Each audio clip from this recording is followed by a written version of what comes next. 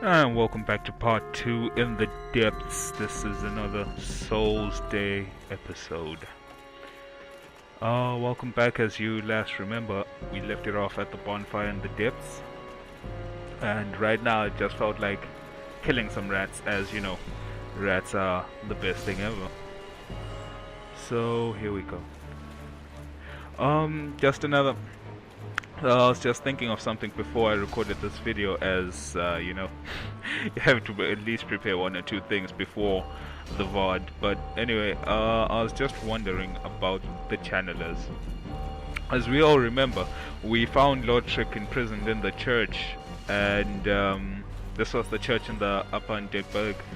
And this church, I assume, was under the protection of the channeler, who was near the second floor, pretty much.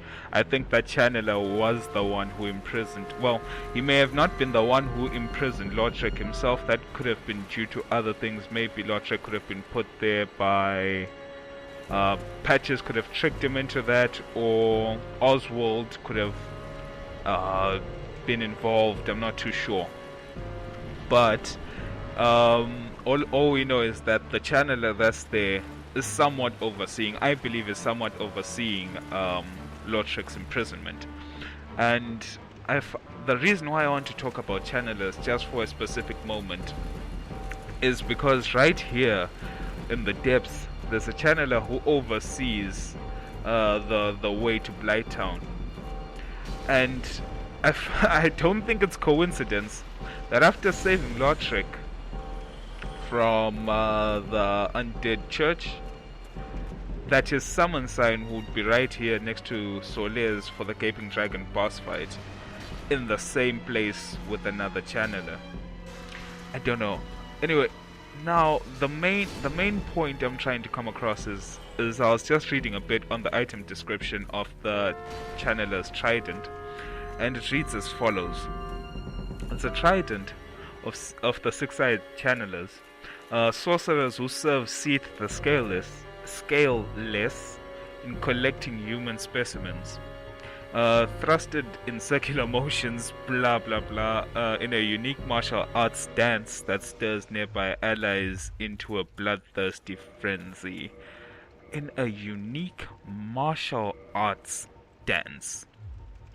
This also, from like this description and stuff like the Eastwood Grain Ring and the Darkwood Grain Ring, always speak of, like, they speak of this eastern land that we don't know of. Like, for example, the place where Shiva and his bodyguard came from.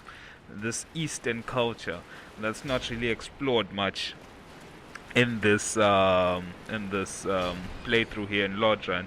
Doesn't really say much besides those few items that came from this foreign land. And I guess maybe the channelers could have been sorcerers from this eastern land that now work for Seath the Scaleless. And anyway, that's just one thought I'd wanted to bring across. But anyway, the main point was that these six-eyed channelers serve Seath in collecting human specimens. So was Lord Trek going to be a human specimen? Actually, I think he could have been imprisoned to become one of Seath's experiments, because for all of you who know, braving Sen's Fortress is not something that anyone can just do. Because Sen's Fortress is what separates the lands of men and the lands of gods. And to see the gods, to seek an audience with the gods, you must brave through Sen's Fortress. And there are actually very few people who've actually done this. One is Black Iron Knight Tarkus, because from the lore and from his item descriptions and his corpse that you find in the right in front of the room with the painting by Ariamis, is where you find his corpse. He managed to brave Sen's Fortress. He was the only one of his race. I'll remember the name of the race of the black Knights. Well, not Black Knights, Black Tower Shield Knights. he was the only one who managed to brave Sen's Fortress, beat the Iron Golem, and get to Anor Londo. And that's a great feat. That's not something that anyone can just do and not receive praise or some sort of something will be noted. People will know that's something great. And another person is you, the chosen undead, who made it there. And I think the Firekeeper in Anor Londo, the one who wears the brass iron set, who's currently the Firekeeper, she's from her item description. It says that she says that Gwyndolin was the one who after she found Gwyndolin, Gwyndolin gave her a purpose, and she assumed this mantle of being a Firekeeper. And I don't think Gwyndolin would have given her such power if she never proved her worth. So one person who's not really known whether to have braved Sen's Fortress or not is Lautrec, and I think he didn't. But anyway, the goddess is it the goddess Fina? Yeah, I think it might be Fina, who he worships, must have granted him some sort of audience in Anor Londo, and that would give much more like there would be much more gossip, in Anor Londo. Like, yo, who's this person here who just was granted an audience with the goddess? Whether if he braved Sen's Fortress, then he's a really powerful person. If he didn't, what's so special about him to be able to come to Anor Londo without having been tested? So I think Lautrec was captured by the channelers, was imprisoned by the channelers, as Seath must have seen this as well. Like, what made this human so special, such that he got such favor from a goddess without being truly tested, like most had been. So that's the point I'm just trying to bring across about the link between the channelers and Lautrec, and I'm really trying to tie it up together. And I hope that one day I'll try read up some more item descriptions and try read up and hear what most people have to say. But anyway, that's just my thought, and I'm not too sure. I'm really not too sure. But anyway, back to the gameplay. Remember I told you guys in the previous video that I've never actually been cursed before in Dark Souls. I know what happens when you do get cursed, and I've seen videos of other people getting cursed, but I myself personally have not been cursed by these banshees. And I was really cautious now, because I didn't want this to be my first time. It would be weird that the first time you do get cursed is the time you actually decide to record and upload to the public. So I was really playing cautiously here, as I did not want to make some silly errors, since I'm wearing relatively heavy armor. And yeah, roll speeds and run speeds are not so fast. So I'm I was really cautious about playing. But anyway, all is well. I'm not cursed yet, and seems like the depths. I really like the character, the model design of the Banshees. It's really, I've got this amphibian slash, I don't know, weird design. It really freaks me out, When I see them, I don't really say that's a cool design, but I'm really freaked out by it. Actually, most of the parts in this game freak me out sometimes, especially the first time I played. It was like a horror game. I was sneaking around corners and scared of what's gonna pop up and kill me next. But all is well, and you live and learn. As you can see, shoutouts to my friend Infernox, a personal friend of mine. He too is a Dota player like I am, and he's he was just asking me about a few. He wants to share ideas and tips on how to get better in the game, discussing mechanical concepts and such things like that. So I promised him we would talk, and we're still yet to do so. But yeah, Dota, one of the few games I play. Well, like that's actually a lie. I play a lot of games. I've played a lot of games, and I still do play a lot now. But I don't know, if you guys want me to upload maybe some replay casts of some of the games I think I did very well in and can share some insight, please leave a comment or message me and tell me. I wouldn't mind doing some replay casts of some matches where I played with friends or by myself, as I don't know, I think it's interesting. There's lots to learn in Dota, and I'm willing to share. And pretty much any other game I have. If ever you have any suggestions on what I should play, just hit me up. Tell me what game. I'll see if I have it. If I don't, I'm sorry. If I do, I'll try and make an exception for you and try to record some footage and some commentary. But yeah, that's something I would like to broaden this channel's perspective. When I first initially made the channel, it was just for Dark Souls. I thought it was just going to be for mainly Dark Souls commentary, and there would be some fill-up content from other multiplayer games that are not so low intensive as you've seen in the multiplayer shooters that I've uploaded. Just a few stopgaps here just for fun here and then, just watching me and my friends talking live stream. Just having fun, chatting, joking, such things like that. Not just me by myself giving you commentary as I am right now. It's kind of weird that you find this one humanity here. I was trying to manipulate the camera to see if I could see what's outside of the walls, but nah, I couldn't really get the correct angle to see what else the devs were working with before they pieced up the game. Yeah, but that's my take on the Lautrec matter. If you have any ideas, please hit me up and we'll talk about it. For those of you who don't know, these sculptures here are actually people who've been cursed. So this was a person who was playing on the same online server I am, who was recently cursed, and that's like a memoir of his not failure, but his lack of luck, I guess, in dealing with the Banshees. Well, sad to have you go, dear sir, and we hope you purged yourself clean of the curse.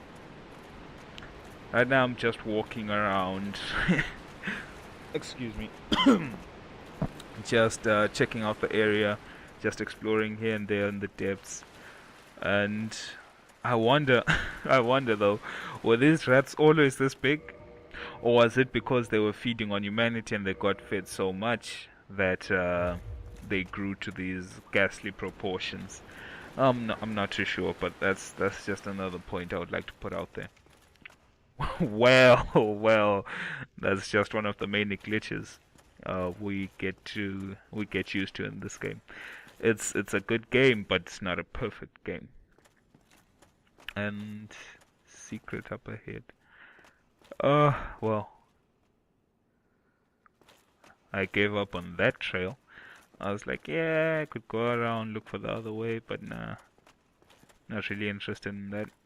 Just psyching up mentally for the boss fight with the Gaping Dragon, and just generally seeing the areas and what's there to offer. I really like the lighting in this place. I really think the graphic designers did a good job in the place of light and dark and the shadows, and it really, when the walls are illuminated by the candles, the torches, and the light reflects on the walls, it really looks gorgeous. It's amazing.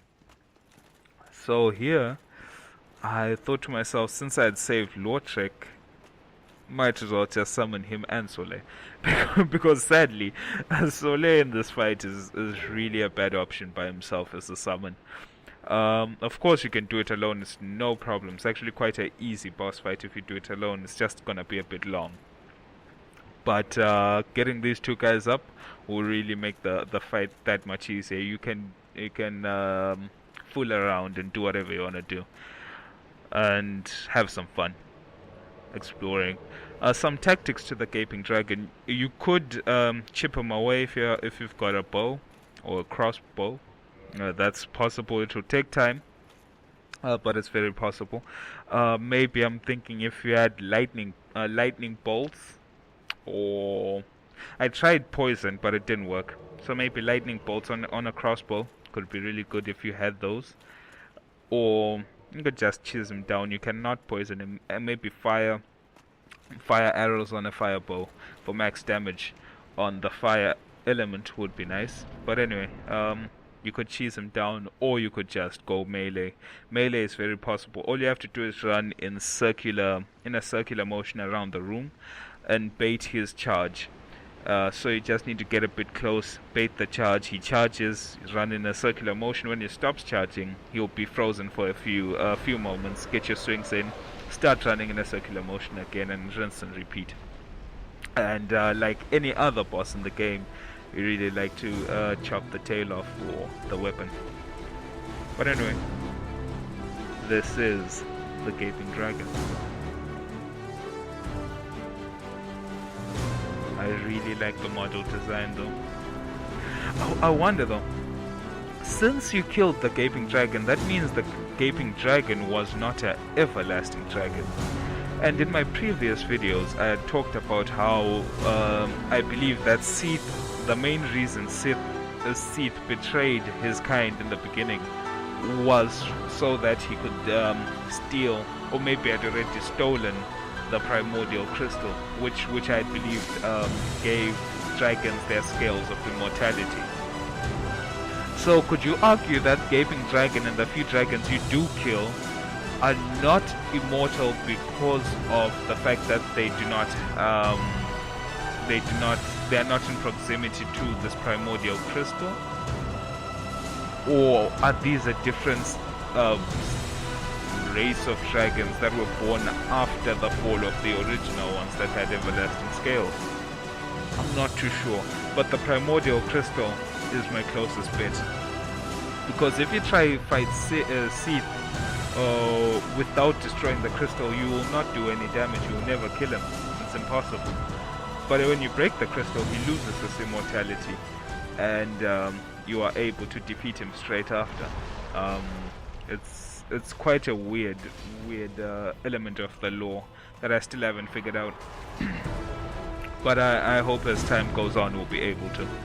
So that's my thoughts on the Gaping Dragon. So if that's the case, the everlasting dragon that's in Ash Lake is no matter what you do, you cannot kill that dragon. You can attack as much as you want. It's impossible. You'll never kill him. So does that mean there is another primordial crystal that dragon is keeping sacred to itself? Also, that's something that I really don't know yet. I'm not too sure on that. But anyway, back to the fight at hand. The Gaping Dragon's tail, of course, gives you the Dragon King Great Axe, which is a very decent dragon weapon. I guess I would like to +5 that in the future if I do manage to get my hands on some dragon scales. I hope I do. I really do. As you can see, this boss fight is really random. It's really random. When you have Lord Rakan Soleil here, it really goes random. The dragon is confused who to fight, who's fighting who, who's attacking who. It's really it's as much as people say Dark Souls is a hard game. I think when you at least play it once and you figured out their movement patterns, the enemies' patterns and attack speeds and moves, it really becomes really simple. And I hope they introduce something different in the future, maybe an AI that adjusts to situations. So it still has a limited array of what it can do, but it brings some variety. Not everyone will experience the same boss fight, let's just say twice in a row like I have right now. from my past experience and this experience right now. Maybe to be fun, like for example, now it knows that this guy is cheesing away with the bow, so maybe do something to retaliate. Maybe it always dashes towards you, the guy with the bow, for example, and leaves the melee heroes. But anyway, that's something for the future. Maybe when I get into games development, I'll look into something like that. Who knows? But anyway, that was the fight with the Gaping Dragon. Now, of course, I'll be on my way to Blighttown in the next video. I don't know, maybe I'll go exploring the depths or anywhere else I feel that I need to go. Maybe I'll stay in the depths and farm some humanity. I'm not sure. Maybe I will. Maybe I'll get like 10 or something. Just to stay in human form if I keep on dying in Blighttown. As I think maybe we could get some good invasions there, maybe. Who knows? Or maybe I could put up a forest hunting video and then do Blighttown. Not too sure. But anyway, these are the descriptions I was talking about. The sewer chamber key, and it makes you believe that the depths was a place where they had castaways. You know, they cast away these people that were not wanted in their undead society, and it was sort of like a prison / sewer / slum. And even the people in the depths were scared of Blighttown. And I guess we're gonna find out why. This was another Souls Day episode, and thank you guys. See you again next time.